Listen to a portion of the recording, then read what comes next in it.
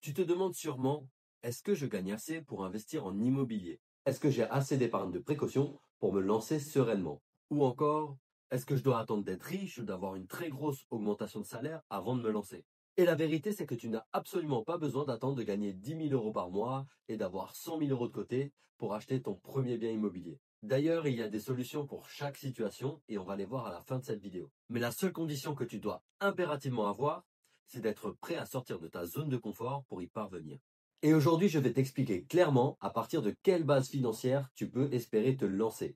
Et surtout, comment mettre toutes les chances de ton côté. Si tu es débutant, tu penses certainement que ton revenu est trop faible pour qu'une banque te suive. Tu dois attendre d'avoir une énorme épargne avant de te permettre de te lancer. Tu penses qu'on ne peut pas maîtriser suffisamment le risque pour éviter toute erreur irréversible et de risquer du coup d'avoir un emprunt sur le dos et de devoir payer tous les mois et finalement de t'être emprisonné avec ton investissement au lieu de te libérer. Et le résultat de tout ça, c'est que tu finis par toujours repousser encore et encore ce fameux projet. Tu vois les prix monter, les conditions se durcir, et en même temps tu culpabilises de ne pas avoir commencé avant, et en même temps tu te dis bon bah je suis plus à ça près, je verrai plus tard. Mais la réalité c'est que plus tu attends, plus ce sera difficile. Mais la bonne nouvelle dans tout ça, c'est qu'avec uniquement une bonne gestion de ton budget, même avec un revenu médian, ça peut suffire pour démarrer. D'ailleurs, j'en suis la preuve et mes apprenants également. Alors concrètement, à partir de quelle situation financière peut-on commencer à investir? Et en tout premier point, il y a les revenus. Bien sûr, l'idéal auprès des banques, c'est que tu aies un CDI. Mais si tu as au moins un revenu stable depuis plusieurs années, ça peut aussi marcher. Typiquement, des entrepreneurs ou des gens qui ont enchaîné plusieurs CDD, ça marche aussi. La chose à savoir, c'est que si tu n'as pas de CDI, la banque va prendre en compte tes 3 derniers avis d'imposition pour estimer ton revenu annuel moyen. Et éventuellement, une fois qu'elle l'a, elle va peut-être le pondérer un peu pour modérer son risque. C'est-à-dire qu'elle va peut-être considérer 70 ou 80% du revenu estimé. Et quand on dit qu'une majorité de personnes peut investir en immobilier, c'est parce qu'en effet, avec un revenu médian autour de 1 900 € par mois, on peut tout à fait investir. Ce qui va faire une réelle différence, c'est vraiment la gestion du budget. Typiquement, j'ai échangé avec des personnes qui gagnaient 4 000 € par mois et qui finissaient tous les mois dans le rouge. Et j'ai des apprenants qui gagnent justement ce montant-là, environ 1 900 € par mois, et qui arrivaient à épargner quasiment 1 000 € par mois, parce qu'ils dépensaient uniquement 500 € pour se loger et le reste pour se nourrir et payer les factures. Et ensuite, tout le reste, autour de 900 à 1 000 € selon les mois, il arrivait à le mettre de côté. Et avec moins que ça, avec moins de 1 900 € par mois, ça reste possible, envisageable. Encore une fois, la question est surtout à quel point tu es minutieux sur ta gestion du budget et à quel point ce projet est prioritaire pour toi. Et maintenant, en deuxième point, on va voir la gestion du budget justement. Mais juste avant, je t'invite à mettre un like pour que je puisse voir que cette vidéo t'aide et à t'abonner, activer la cloche des notifications pour ne pas rater les prochaines vidéos. Il faut que tu saches que les banques ne regardent pas uniquement le montant absolu de tes revenus. Et loin de là. Comme je te l'ai dit, j'ai croisé régulièrement des personnes qui gagnaient 4 000, 5 000 € par mois et qui finissaient dans le rouge tous les mois. Tout simplement parce qu'elles ne savent pas gérer un budget, qu'elles ne sont pas éduquées financièrement. Elles ont des préconsos chaque mois qui représentent un trop gros pourcentage de leurs revenus et elles font toutes les erreurs d'éducation financière classique. Et malheureusement, c'est ce que je vois souvent dans les appels que je fais pour sélectionner les gens qui peuvent ou non rentrer dans mon accompagnement. Et dans ce cas-là, c'est malheureusement non, parce qu'ils doivent d'abord franchir cette première étape de bonne gestion du budget actuel. Si on a 4 000 € qu'on ne sait pas épargner chaque mois, qu'on n'a pas constitué d'épargne, ça ne sert à rien du tout d'aller voir la banque.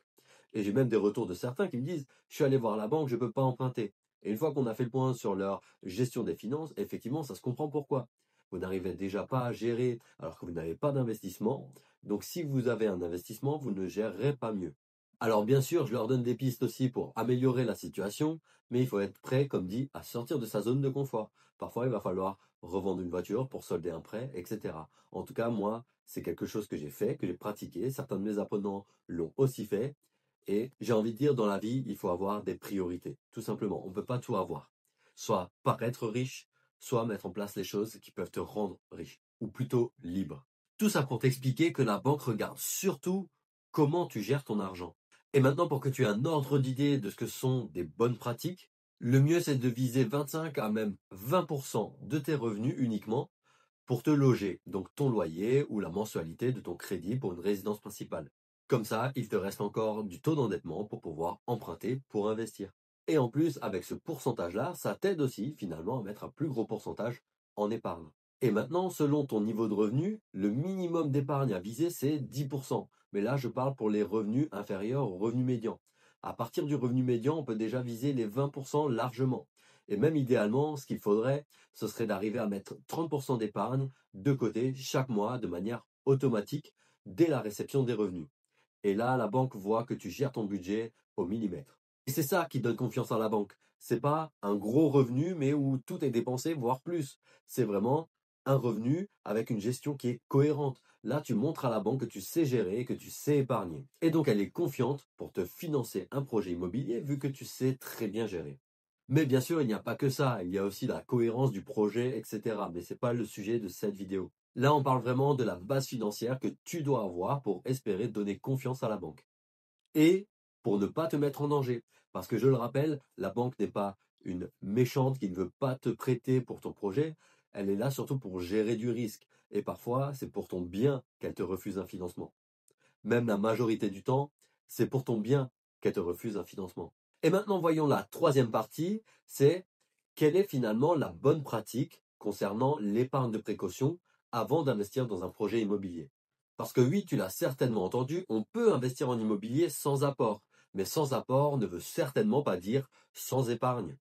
En effet, selon moi, ton épargne de précaution, c'est ce qui te sécurise pour agir sereinement lors de ton projet. Parce que finalement, même les meilleurs artisans, quand tu fais vérifier ton projet par un artisan, un expert, c'est un expert, mais il ne peut quand même pas voir à travers les murs et le placo. Donc finalement, il peut lui-même se faire avoir par un vice caché. Alors tu le sais, ici, je te vends pas de rêve. Certes, l'immobilier peut te créer un revenu et t'aider à bâtir une liberté financière, mais il y a aussi des inconvénients. Et l'un des inconvénients de l'investissement immobilier, c'est qu'il y a régulièrement des imprévus. Le tout, c'est de maîtriser suffisamment cet environnement pour ne pas que ces imprévus soient des erreurs irréversibles. Autrement dit, il ne vaut mieux pas être à 500 € près. Et maintenant, je vais te donner une notion de bonne pratique concernant l'épargne de précaution avant de se lancer dans un projet d'investissement immobilier. Et le tout premier point, avant même d'y songer, c'est d'avoir déjà constitué une épargne de précaution qui représente 6 mois de charges fixes personnelles. Typiquement, si tu as un crédit pour ta résidence principale à 1 000 € par mois, il te faut au moins 6 000 € d'épargne de précaution. Et si tu veux te lancer dans un projet qui va te coûter 1 000 € de mensualité de crédit, il faut également compter au moins 6 mois d'épargne de précaution pour ce projet-là, c'est-à-dire 6 000 € de nouveau. Donc, avec une résidence principale à 1 000 € par mois et un projet qui va te coûter 1 000 € par mois de mensualité de prêt, il faut que tu comptes au moins 12 000 € d'épargne de précaution pour pouvoir agir sereinement et pour pouvoir justement sortir 500 ou 1 000 € s'il y a un imprévu au cours de l'année. Mais attention, je précise, cette cagnotte de 12 000 € ne doit absolument pas être une cagnotte pour ton mariage, tes vacances et l'épargne de précaution. Non, non, tout ça doit être distinct. Donc tu dois avoir cette épargne de précaution qui sert uniquement aux imprévus. Si tu as un mariage, des vacances, etc. et que tu veux épargner pour ça, fais-le sur un compte séparé. Alors je vais te raconter une petite anecdote personnelle pour que tu comprennes pourquoi c'est à ce point important pour moi que tu prennes ce point-là au sérieux. Quand j'ai découvert que investir était possible même dans une situation moyenne, j'ai mis 1 an à redresser ma situation financière, à rembourser des prêts conso, à augmenter mon épargne mensuelle, etc. Je suis passé de 0 € d'épargne à 18 000 € d'épargne en une année. Et pour me lancer dans mon premier projet locatif, j'avais investi dans une formation en ligne. Mais malheureusement, il n'y avait que des vidéos. Ce qui fait que j'ai été épris de doute quant à mon droit d'aller au bout d'un prérequis, ce qui m'a valu de devoir mettre 12 000 € d'apport si je voulais débloquer le financement. Alors je te rassure, sur le second projet, je suis allé au bout de ce prérequis et j'ai réussi à tout financer, même l'ameublement.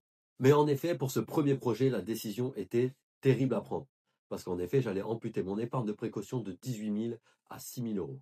Ça pique. Mais j'ai fait le choix de prendre le risque. Parce que mon étude de marché et mon analyse m'ont montré que j'allais pouvoir atteindre autour de 1 000 € par mois de revenus nets dès la mise en exploitation. Et donc, il me faudrait alors moins de 12 mois pour retrouver mon épargne de précaution.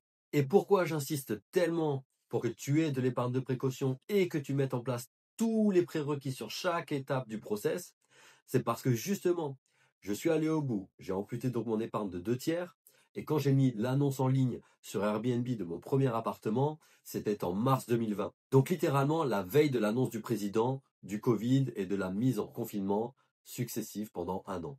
Bref, c'est pour ça que j'accompagne personnellement chacun de mes apprenants. C'est parce que je ne veux pas un autre revenu passif grâce à une vente de vidéos. Je veux les accompagner personnellement pour répondre à leurs doutes dès qu'ils se présentent. Parce que le problème avec uniquement des vidéos, c'est qu'il y a moins de 5% qui arrivent à avoir des résultats positifs. Et de mon côté, la priorité n'est pas de faire de la vente en masse, mais d'avoir 100% de taux de réussite. Et ça passe par la proximité et le fait de répondre aux doutes dès qu'ils se présentent. Et comme promis, maintenant on va voir les solutions si tu sors un petit peu de ce cadre. Donc si tu n'as pas de CDI ou pas encore assez d'épargne, tu as des alternatives à ta disposition. Déjà, si tu es en couple et que vous êtes un couple solide, ensemble depuis plusieurs années, avec des enfants, avec déjà une résidence principale, etc., eh bien vous pouvez tout à fait envisager d'investir ensemble parce que la situation du foyer sera peut-être plus sécuritaire aux yeux de la banque que la situation de celui qui n'a pas encore le CDI. Typiquement, j'ai accompagné des personnes où l'un était en CDI et l'autre était porteur de projet ou auto-entrepreneur. Tu peux sinon monter une SCI, une société civile immobilière. En fait, c'est une société qui sert justement à investir en immobilier avec une personne de confiance. Mais attention, ici, le but, ce n'est pas que l'affinité, c'est aussi le fait d'être complémentaire dans ce projet. C'est-à-dire que l'un doit apporter, par exemple, les connaissances et les compétences et l'autre doit apporter justement l'aspect financier. Typiquement, j'ai l'exemple de mon ami qui s'est lancé dans un premier projet immobilier alors qu'il n'avait qu'un seul mois en micro-entreprise.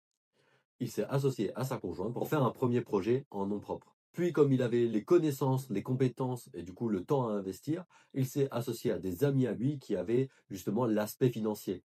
Deux entrepreneurs dont la société tournait bien, qui gagnaient bien leur vie, mais qui n'avaient pas le temps de faire d'autres projets que de développer leur entreprise. Je te donne cet exemple parce que je veux que tu comprennes que effectivement l'affinité entre associés est importante, mais il faut surtout chercher aussi à avoir une complémentarité. Et je te partage ça, non pas pour que tu te mettes en danger, bien au contraire, c'est juste que je vois trop de personnes se dire je suis trop vieux, je suis trop jeune, j'ai pas assez d'épargne, ceci, cela. En fait, il y a toujours une solution. La condition, c'est de le vouloir vraiment et d'être prêt à mettre en place ce qu'il faut pour changer la situation.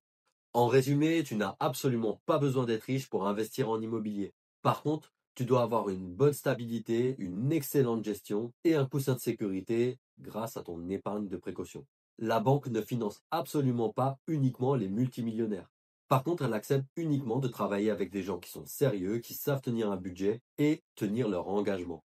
Mais surtout, n'oublie pas, le meilleur moment pour investir, c'est comme pour planter un arbre. C'était il y a 30 ans, parce qu'aujourd'hui, tu bénéficierais de son ombre et de ses fruits.